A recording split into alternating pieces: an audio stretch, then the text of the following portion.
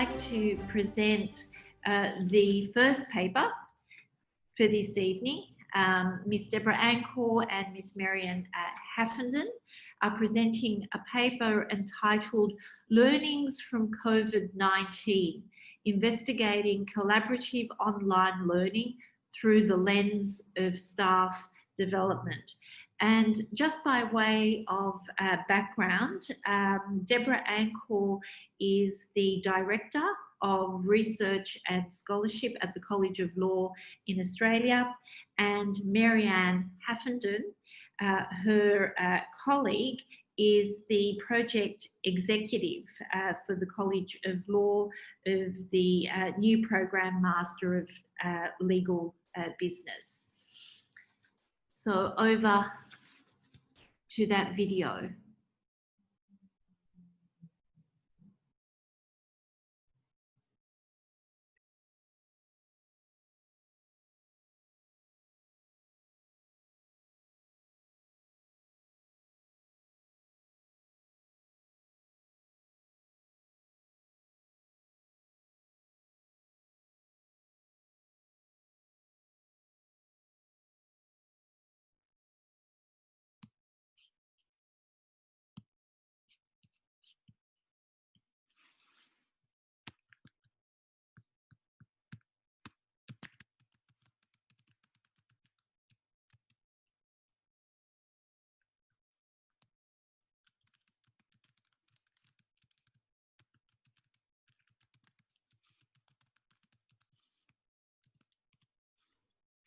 I'm just checking, are we having technical difficulties? Thank you for giving me the opportunity to talk to you today about one of our proposed research projects. My name's Deborah Ancor and I'm from the College of Law in Australia. The College of Law is a not-for-profit organisation that was established more than 40 years ago, so we've been teaching professional practice for lawyers in Australia and more recently New Zealand for more than 40 years. We're geographically spread with 6 offices across those 2 countries, catering for more than 400 staff and a significant number of students. We manage more than 5,000 graduate diploma of legal practice students in any year across the country. That's the pre-admission course for law graduates. And we also have specialist applied master's degrees and a Master of Legal Business. They're all taught by coursework, but all of our teaching is predominantly online. Unlike many of our university colleagues who have had to put their courses online quite quickly during COVID, because ours were there already, for us it's been relatively business as usual. The other major difference is that we have not just taken a traditional course and moved it into an online environment. The majority of our online courses are in fact designed specifically for that environment. In regulatory terms, we're a self-accrediting higher education institution, which means that we're in the same regulatory framework as the Australian universities.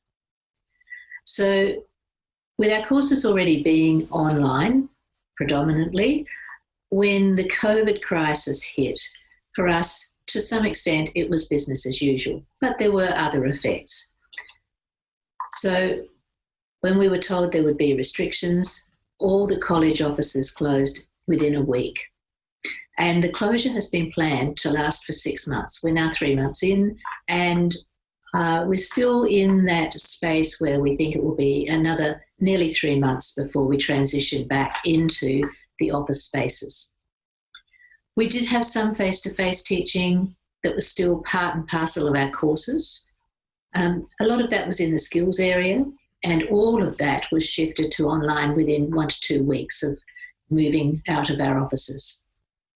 We had to find, as everybody else did, new ways of communicating both between our staff and between our staff and students. And Zoom and Microsoft Teams were the 2 platforms that I think have been used most within the college. Other than that, as I said before, it was, fairly business as usual. What we have found, though, is that the disruption from COVID has given us the opportunity to think differently about a lot of things, including our teaching. So one of the things that we are doing currently is trialling whether or not Microsoft Teams might be valuable to use for teaching purposes in a collaborative teaching sense. We have a program trialling that presently. And we're also seeing a renewed openness to change in many of our staff, a desire to be able to seize the moment and look at what we do in a more innovative way. And that's a very refreshing observation for us to make. I've been watching very closely all of the information, the media, the RSS streams and so on from universities around the world, particularly in Australia, about the issues that they're having with COVID, with their budgets, with their teaching, the problems and the resources that they're finding to assist with those problems. And all of that is an educative process for us in thinking about how we might do things differently and how we might use this disruption to our best advantage moving forward. Any sort of disruption has negatives, but they also have positives. So, positives for us. Well, the timing was actually quite positive in that I was already, as the Director of Research and Scholarship in the college, looking at using Microsoft Teams late last year to set up a space for staff development, particularly around scholarship of teaching and learning. And I was reasonably forward in that planning. In fact, it will be introduced next month in July 2020. And it's basically a Microsoft team with a number of channels that allow staff to collaborate and communicate. It's very deliberately built from the ground up for ground up activity. Very democratic site with very little that is hierarchical top-down required. So it's a voluntary process for our staff currently, and my task is to build it so they will come.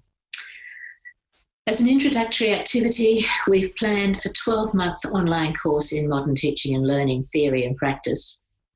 The anticipation amongst our staff for that is much more than I anticipated. It looks as if it's going to be very positively received, for which I'm grateful.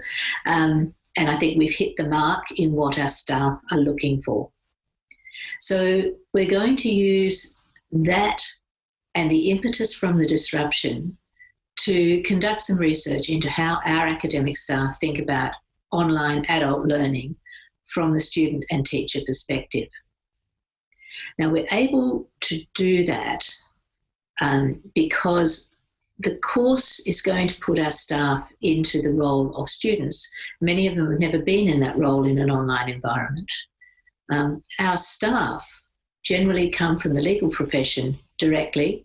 Many of them have had no previous teaching experience and no exposure to scholarship of teaching and learning, educational theory, philosophy, or any of that background in education that we might expect of academics who have come through the classical research traditional model of a PhD and tutoring while they're doing it, and then some university training in and around university teaching. That's never been our model, and we are probably the worst for that. So this gives us an opportunity to start that process for our staff. So the proposed project basically has two questions. The first is how our teachers, and by teachers I mean anyone who has anything to do with teaching and learning in the college. So that's our teachers, our learning designers, our content developers, the full gamut of staff who are involved with student learning. I'm just using it generically. How do they currently perceive their teaching styles in the context of online learning? And does this perception change after exposure to constructivist learning theory and practice? Because the course that we are putting together is very much constructivist, taking our staff from where they currently are to where we hope they might be. So the process for this project is this. At the beginning of the course, we're planning to administer the Teaching Perspectives Inventory. And I'll speak about what it is in a minute. During the course, we're going to be placing our teachers into the role of online students. We're going to be demonstrating different teaching styles and approaches by the way the course is structured for them. We're not actually going to be doing exactly what I'm doing with you today, which is presenting PowerPoints and talking heads about those different teaching styles and approaches. That would be the last thing we want to do in that environment. And isn't it interesting that when, for many of us, I suspect, when we're given an opportunity like this, we immediately go to the PowerPoint. We're going to be creating a number of reflective opportunities, and in fact, putting this presentation together has been one of those for me, and encouraging significant collaboration between our staff, because the staff-to-staff communication and collaboration has been very difficult in the college due to the geographic distancing. At the end of the course, we'll be administering the inventory again. We'll be giving our staff the opportunity to participate in focus groups using the results from the inventory as conversation starters for those groups. And of course, we'll be reviewing and analysing the results. Now, you might be asking, what is the Teaching Perspectives Inventory and why did we choose it? Well, the Teaching Perspectives Inventory comes from Daniel Pratt's work in the late 1990s. He's written a book, 5 Perspectives on Teaching, and this is the graphic here is the cover of the second edition, which was published in 2016, 2017. He talks about 5 different teaching perspectives, not philosophies of teaching, but perspectives on teaching. And those 5 perspectives are transmission, apprenticeship, developmental, nurturing, and social reform. Then you can imagine the sort of teaching styles that might go along with those approaches, those perspectives. We chose the 5 teaching perspectives concept. And we had looked at a number of surveys, and the instruments that we might use for this was that we thought that those perspectives fit our context, in that they could be used very easily in an environment where we were dealing with applied learning in many cases and in the professional environment. The other thing that we really liked about them was the fact that it's not an instrument that is designed for statistical purposes only. It was actually designed to have value as conversation starter, and that was one of the critical things that we were looking for in relation to how we wanted to manage this research. We wanted it to be qualitative as well as quantitative. And because this has been used since the late 1990s and is still in use, there is a maturity to it. It's been well validated and well used continually over the past 20 years. By 2005, it had 100,000 people taking the online survey, and that's only grown since. It's still in use today, particularly in health and allied health. And I think we actually have quite a lot to learn from that profession when it comes to education. So the last thing, of course, which was not one of our criteria but was a bonus for it, was that it's online and it's freely available and there's no cost to the institution. And that's always a bonus.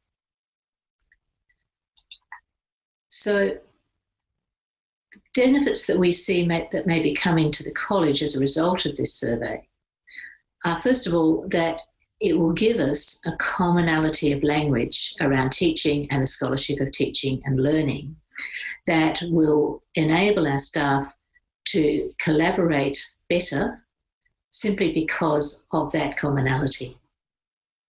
We really do want to improve collaboration and communication between our distanced teaching staff.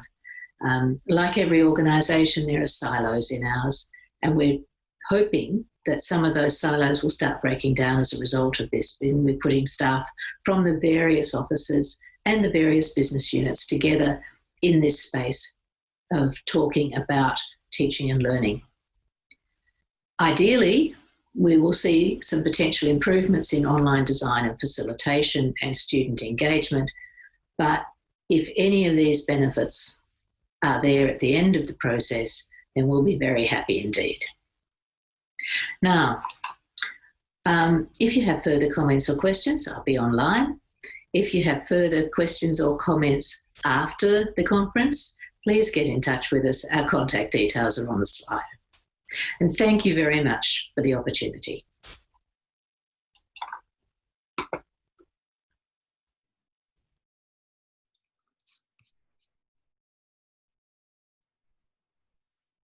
Thank you very much, Deborah, for that presentation. I have received a question from one of the participants for you. So the question for you is, a goal of the course is to allow staff to experience life as an online student. But how similar is MS Teams to the online environments that the students will encounter? That's an interesting question, and I'd have to say that at the moment it's not particularly analogous. Our current online courses, while they're developed specifically for online, so they're not lecture tutorial style of approach, run through our LMS, which is Canvas, and they're quite structured. What we're looking to do is to use Teams eventually as a portal to that, to bring together with what we already have a range of collaborative activities for our students. So while at the moment it's not analogous, it probably will be. But one of the things that I think is really critical, and in fact it's interesting because I was reading an article only this morning by Marcia Devlin, who was saying that with COVID, the decision makers of the universities are generally people who really don't have the same background as students as the students that are currently in the universities. And for many of us, and I suspect many who are listening now, your own experience at a university was quite different from what our students currently see. And most of our staff, as I said, have actually no experience at all of the online environment as a student, and what the students are seeing and what the students are doing. And while we're not putting the pressures of assessment on them, I think any exposure will start the thinking process about how different it is for students from our own perceptions of what they're doing.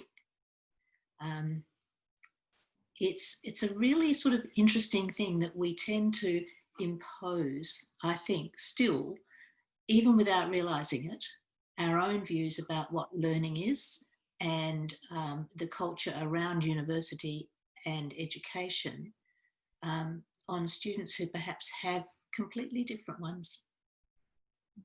Don't know if that answers it. Thank you. Thanks, Deborah. I think it does. I have a few more questions. So the next question, first of all, notes and thanks you and your co-author for an interesting presentation. But could you please elaborate a bit more on how to improve student engagement through online teaching? Yes, it's interesting, isn't it? There's a lot of work obviously being done currently in relation to how students are managing with the online environment that's been imposed on everybody because of COVID, and the issues that they're finding with it. One of the things that we've always found is that, my own experience is that by putting students in situations where they can collaborate, where they have clear tasks that are authentic to do, that they can see the value of the task, where we move away from the traditional model of lectures, tutorials, assignments, exams, and into a model of authentic formative assessment tasks and perhaps different summative assessment that allows them to show what they've been capable of, that can drive engagement. It doesn't need to be face-to-face synchronous. It doesn't need to be the same as we've had in the past moving into the online space. In fact, it's probably not the best way to do it, in my opinion at least. I just, as an example, before I came to the college, I was at one of the other Australian universities teaching in the same sort of environment in the graduate diploma area. And we set up a process for our students where they were basically online doing those sort of things. At the end of the course, we looked at the statistics and we had discussion groups for them to work in collaboratively. We had peer support around the tasks, discussion groups and so on. And we had 120 odd students in that class. At the end of the semester, when we looked at the stats, there were something like 160,000 hits on those sites, on those pages. And the work that the students were turning in was amazing. So the engagement was obviously there. Great, thank you very much, Deborah. Unfortunately, we're out of time for your session. There was another question, but we will pass that question on to you and the relevant contact as well. So thank you again for a very interesting presentation, Deborah.